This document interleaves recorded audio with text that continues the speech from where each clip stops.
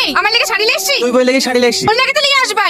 এটা আমার খুব পছন্দ, আমি এই শাড়িটাই নেবো। তুই নেবো বলে হবে, এই শাড়িটা আমারও পছন্দ, আমি নেবো। আর শাড়ি আমাদেরকে এত করে বারণ করার পরে আবার ঝামেলা করছো। আর তুমি আবার কিরকম লোক? তুমি ভাই ঝামেলা করতে তুমি দাঁড়িয়ে দেখছো? কি করবো বলেন বড় সাহেব? এরকম ঝামেলা প্রতিদিনই হয়। বিয়ে করার বেলায় তো দুটো বিয়ে করেছো, আর এখন ঝামেলা কন্ট্রোল করতে পারছো না। বাবা, বাড়িতে ঢুকবি নি। তুই রুটি খাবে বললে তো এই হোটেল থেকে রুটি লেস। শুধু সবজি এনেছো, মাংস আনতে পারোনি, খাবার তো রুটি। আজ এক সপ্তাহ হয়ে গেল 2000 টাকা দিয়েছি, এখনো টাকা দেওয়ার নাম নাই। আমার কাছে একটা টাকাও নাই। এই তো এই রুটিটা খেতে চাইলে তো আমি হোটেল থেকে ধার করে নিয়ে আসলো।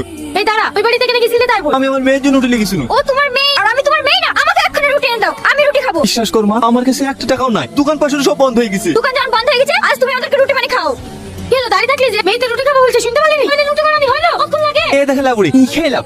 এই ব্যাগটা আমাকে দে, আমি ভাগ করে দিচ্ছি। তুই ভাগ করবি মানে? আমাকে তো আমি ভাগ করবো। এই ছেড়ে বলছি, আমি ভাগ করবো। আপনারা চুপ করেন। প্রত্যেক মাসে এভাবে ঝামেলা করেন কেন? আপনারা যদি প্রতি মাসে এভাবে ঝামেলা করেন না, আপনার স্বামীর চাকরিটাই চলে যাবে। টাকা আমি ভাগ করে দিচ্ছি, ব্যাগটা দেন। এই মাসে আপনাদের স্বামী 40,000 টাকা বেতন পেয়েছে, আপনি নেন 20,000, আপনি নেন 20,000। আর এই মাসে আপনার স্বামীর অফিসের যাতায়াতের খরচ দুজনে 3,000 করে টাকা দেন। এই টাকা থেকে আমি 1 টাকা ফালতু খরচ করতে পারবো না। তাহলে আপনি দেন। ও দিল না, আমি দেবো। এই চাবুড়ি, দেখলেন স্যার? আমি সবই বুঝি টনি। এই নাও 2,000 টাকা, পরের মাসে পেমেন্ট থেকে কেটে নেবো। কাল 15 তারিখ মনে আছে তো? কাল ডাক্তারখানায় যেতে হবে। টাকা নাই বলে নাকে কাটলে না, কপালে কষ্ট আছে। কি বাবা ফোন করে ডাকলি যে? সকাল থেকে কোথায় গেছিলি? আমাকে ডাক্তার দেখাতে লিখেছিল। আমিও ডাক্তার দেখাতে যাবো। তোমার তো কোনো অসুখই নাই, তুমি কেন ডাক্তার দেখাতে যাবা? অসুখ হতেও তো পারে। আমার কাছে টাকা নাই, আমি তোমাকে নিয়ে যেতে পারবো না। ওর বেলায় টাকা আছে আর আমার বেলায় টাকা নাই, যাবিনি না? হ্যালো ভাই, আমি খুব বেগাতে আছি, 5,000 টাকা দেন ভাই ফোন পে।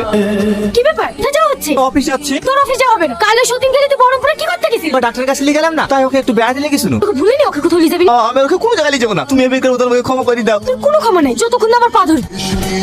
আমাকে ক্ষমা করে দাও।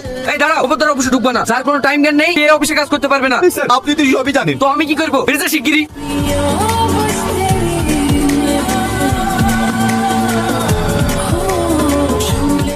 এই তাড়াতাড়ি লাশ তোল। লাশ কেন তুলবে? এখানে মাহিয়ার মুসলিমা কি? আমরা। তোমাদের আব্বা তোমাদের ভবিষ্যতের জন্য 10 লাখ টাকা রেখে গেছে। এই নাও টাকা। কিসের টাকা? তোমার আব্বা মৃত্যুর আগে আমাদের হসপিটালে 10 লাখ টাকার বিনিময়ে তার দেহের সমস্ত অর্গান ডোনেটের এগ্রিমেন্ট করে গেছে। এই দুটো এগ্রিমেন্ট ফর্ম। শুধু তাই নয়, তোমার আব্বা তোমাদের দুই বোনের নামে তার সমস্ত সয় সম্পত্তি লিখে দিয়ে গেছে। এই না তার দলিল। মা, আমরা কি ভুল কাজ করেছি? এই বাবা আমাদের জন্য এত কিছু করেছে, আমরা সেই বাবাকে চিনতে পারিনি। আমরা বিশাল ভুল করেছি, আমাদেরকে ক্ষমা করে দিও। এখন ক্ষমা চেয়ে কি হবে? ওই লোককে তোমরা দুই বই মিলে তিলে তিলে মেরেছো। খুব মরে গেছে, খুব ভালো হয়েছে। এই হাট